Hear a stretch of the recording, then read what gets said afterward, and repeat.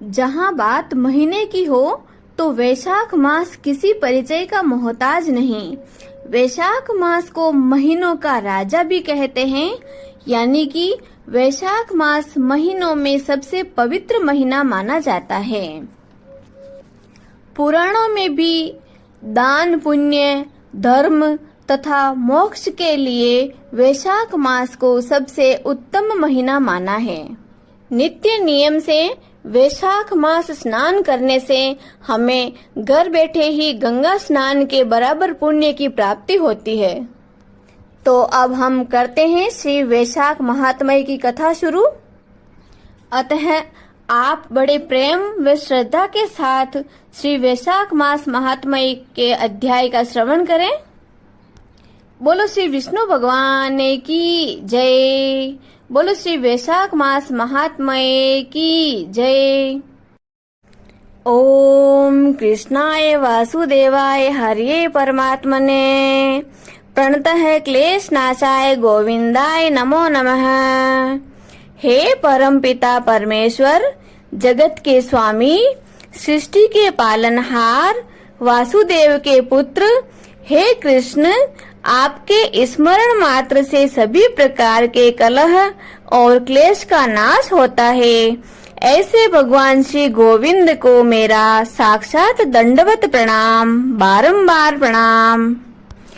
प्रभु के श्री चरणों में बारंबार प्रणाम करने के बाद अब हम वैशाख मास महात्म्य कथा शुरू करते हैं। श्री वैशाख मास महात्म्य कथा के 9वें अध्याय का श्रवण करें। बोलो श्री विष्णु भगवान की जय। लक्ष्मी मैया की जय। श्री वैशाख मास महात्म्य कथा की जय।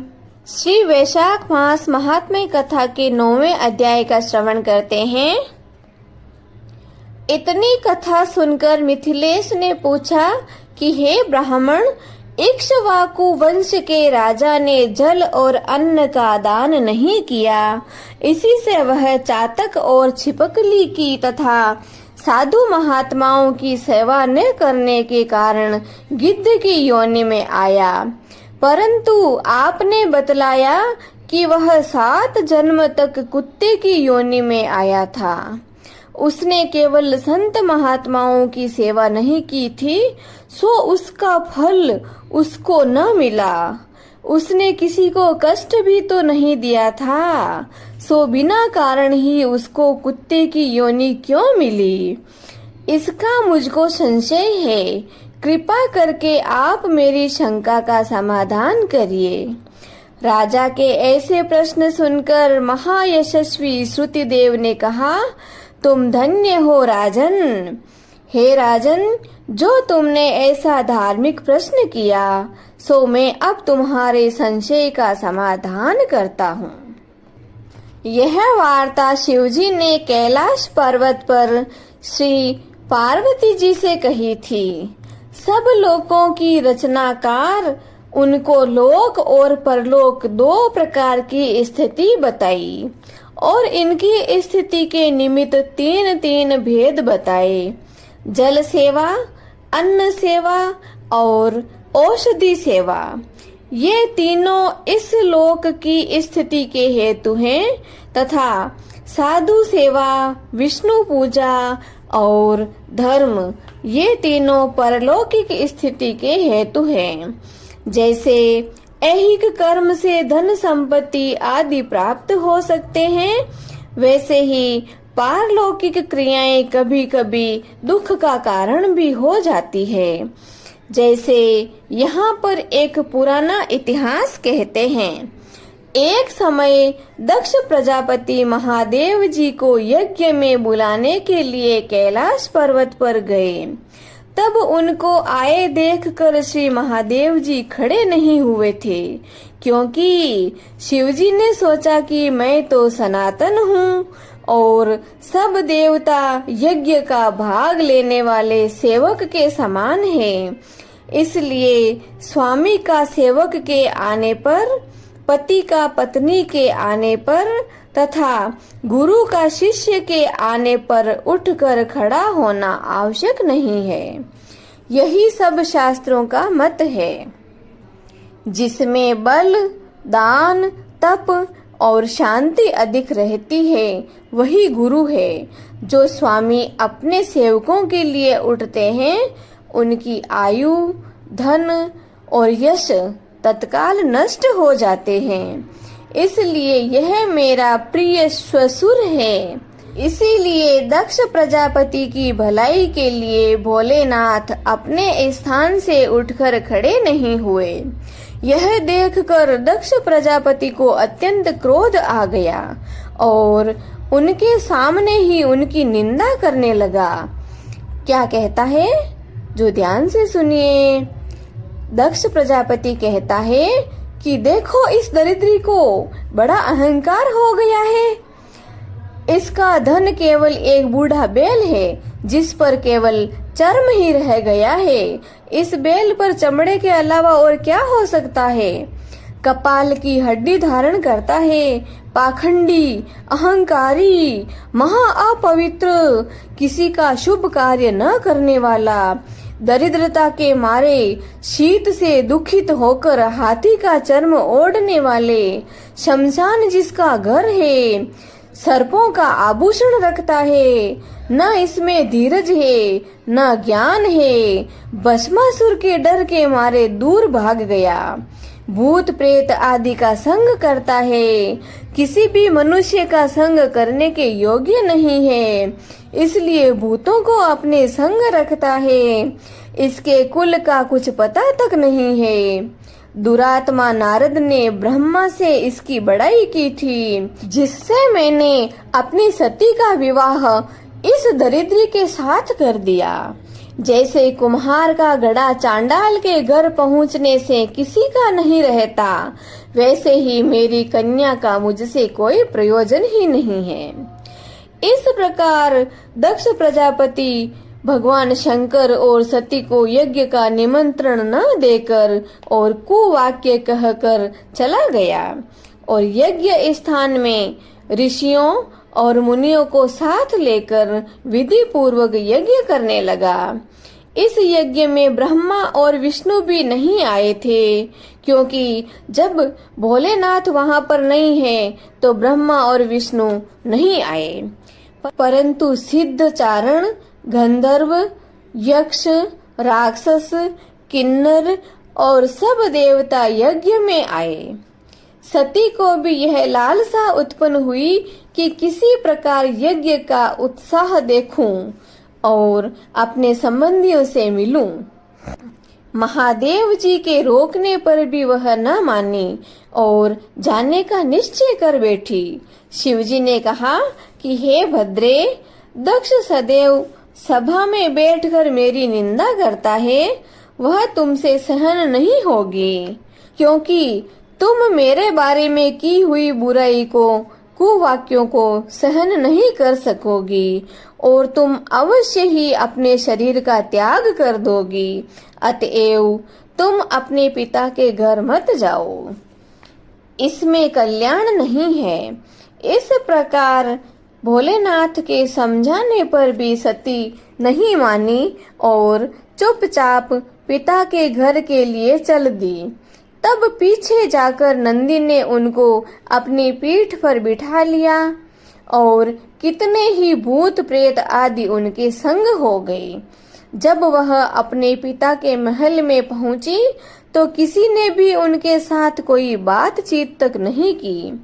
तब शिवजी की बात सती को याद आई। उस बात को याद करके सती यज्ञशाला में गई। वहां पर सभा के लोग सती से कुछ भी न बोले।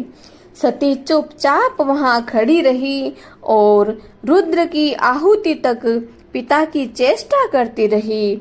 मन ही मन सोचती रही कि मेरे पिता रुद्र की आहुति तो देंगे ही देंगे। जब दक्ष ने रुद्र की आहुति नहीं दी तो सती ने क्रोध युक्त होकर कहा कि जो बड़ों का अपमान करते हैं उनका कभी कल्याण नहीं हो सकता। तुमने सारे जगत के रचयिता अविनाशी भोलेनाथ रुद्र को आहुति नहीं दी, यहाँ जितने ऋषि मुनि महात्मा एकत्रित हुए हैं, इन्होंने तुमको कोई सुबुद्धि नहीं दी। ऐसा प्रतीत होता है कि विधाता तुम्हारे साथ इनके भी प्रतिकूल हैं।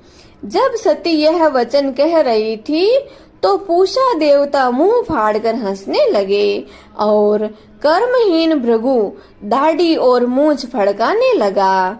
दक्ष निंदा करने लगा। सती के पिता प्रजापति दक्ष ने बहुत भला बुरा कहा। वे सब बातें देखकर सती को अत्यंत क्रोध आ गया और वह अपने पति की निंदा सुनकर प्रायश्चित के रूप में सबके देखते देखते ही हवन कुंड में कूद पड़ी। सती के गिरते ही चारों तरफ हाहाकार मच गया। शिवजी के गण भागकर शिवजी के पास आए और सारी कथा सुनाई।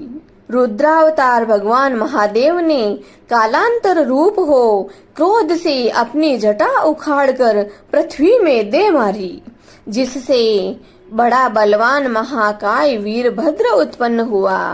तब शिवजी ने उसको आज्ञा दी कि मेरे निंदक दक्ष का सर्वनाश कर दो, जिसके कारण सती को शरीर त्यागना पड़ा था। महादेव जी की आज्ञा पाकर सहस्त्र भुजाओं वाला और यमराज के सदृश वह वीरभद्र यज्ञशाला में जा पहुंचा तथा देवता, असुर, मनुष्य आदि जो भी यज्ञ में उपस्थित थे सबको मारने लगा और भृगु की दाढ़ी मूंछ उखाड़ दिए।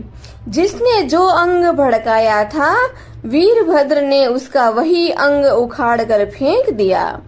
दक्ष का सिर काटने लगा, किंतु शुक्राचार्य मंत्र बल से उसकी रक्षा कर रहे थे, इसलिए नहीं काट सका। तब रुद्र ने स्वयं उसका सिर काट डाला। इस प्रकार यज्ञ में आए हुए सबका संहार करके वे कैलाश को लौटे। जो मरने से बचे हुए थे वे सब भागकर ब्रह्मा जी की शरण में चले गए।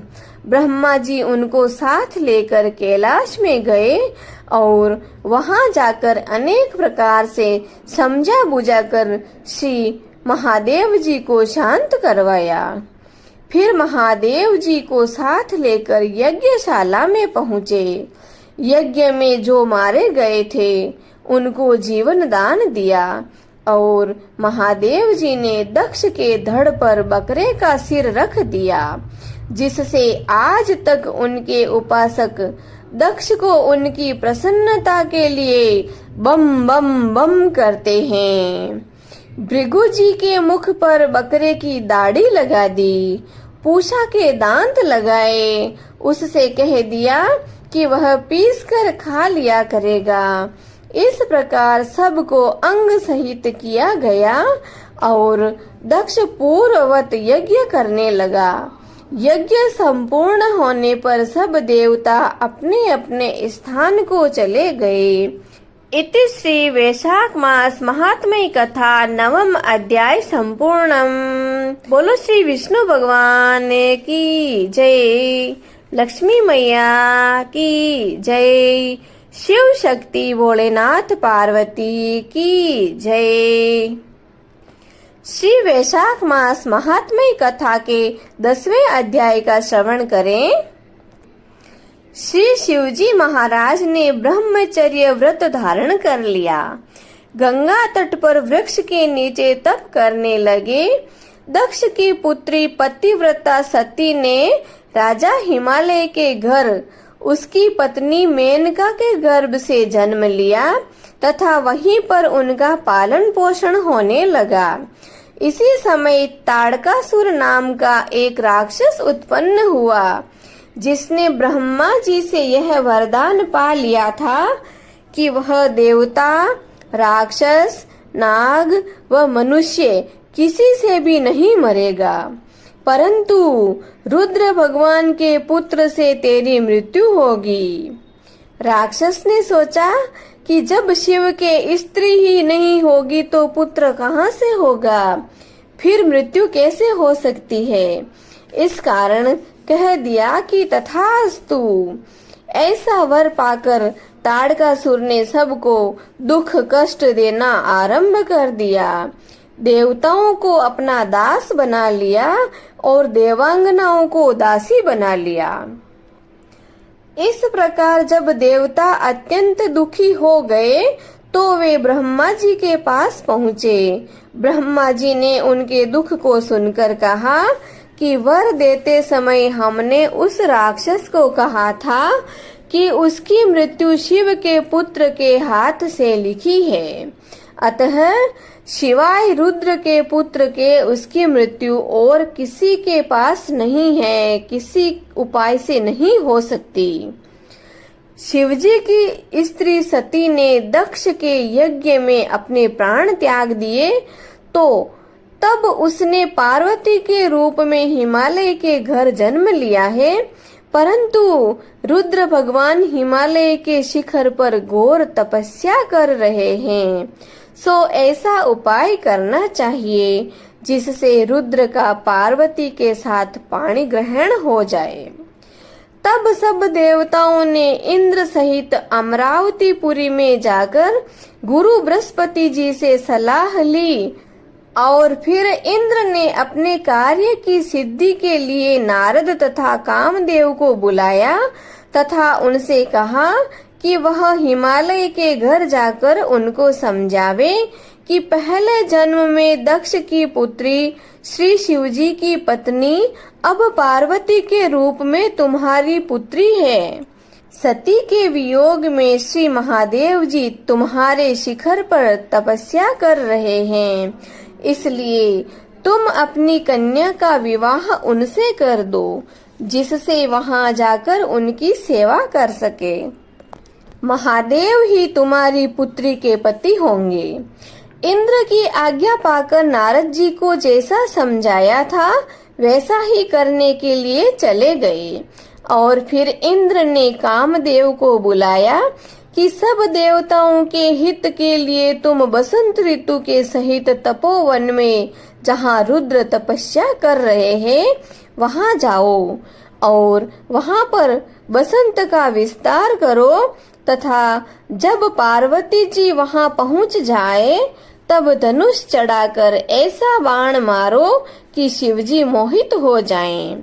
उनका मोहित होने पर सब कार्य अवश्य पूर्ण हो जाएंगे। कामदेव ने ऐसी आज्ञा पाकर रति को साथ लेकर तपोवन में बसंत ऋतु का प्रसार किया।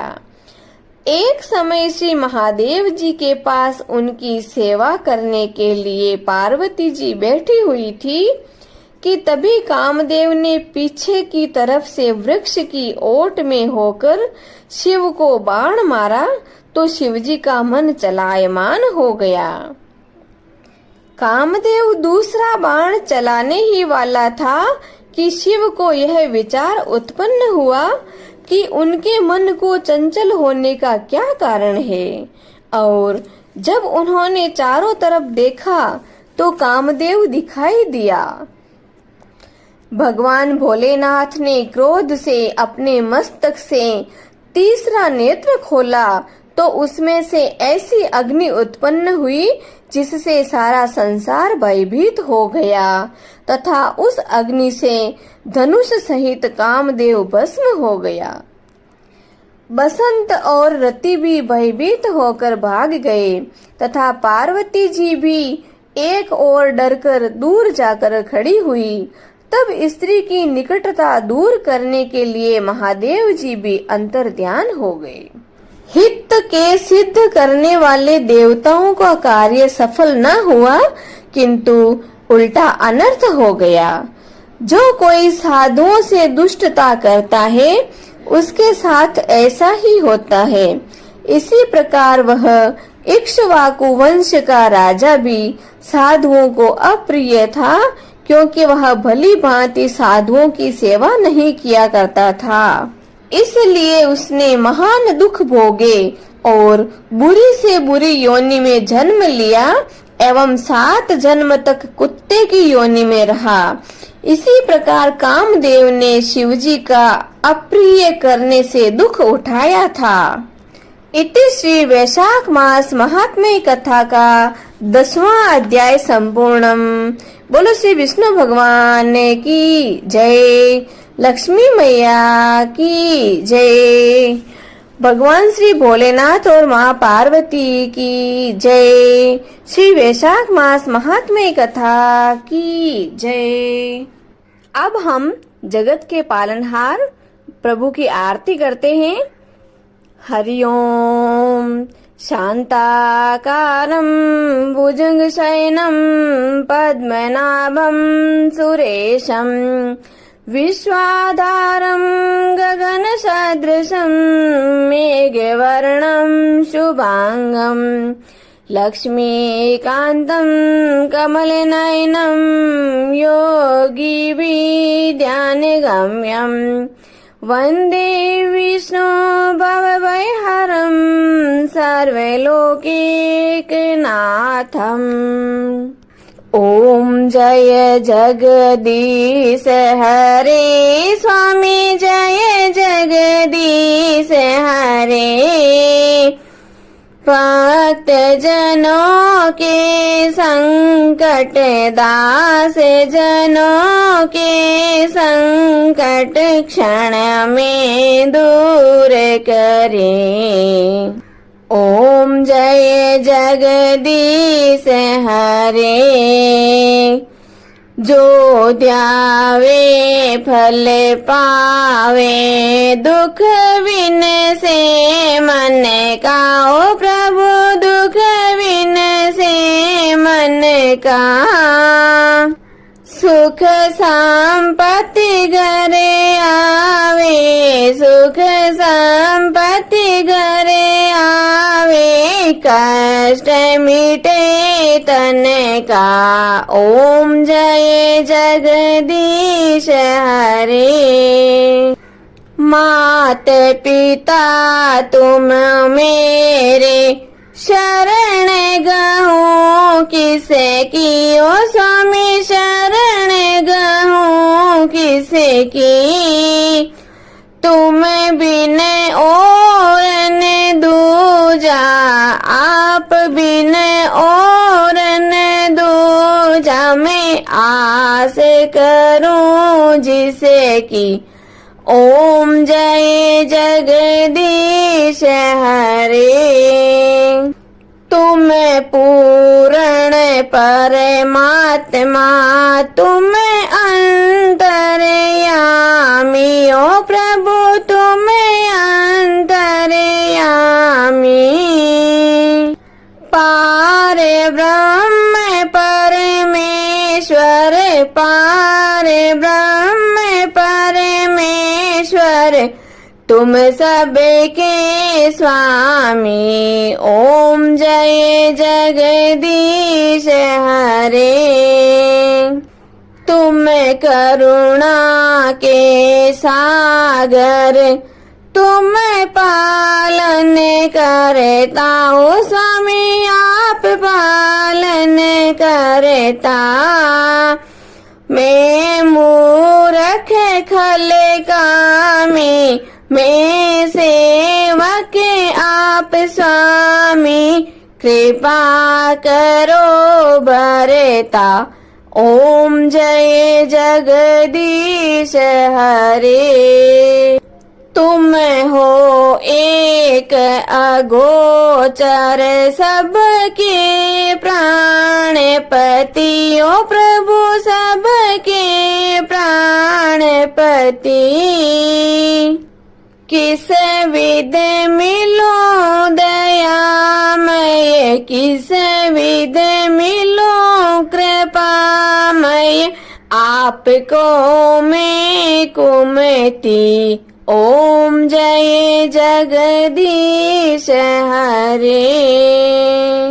दीन बंधु दुख हरता, ठाकुर तुम मेरे हो। प्रभु रक्षक आप मेरे।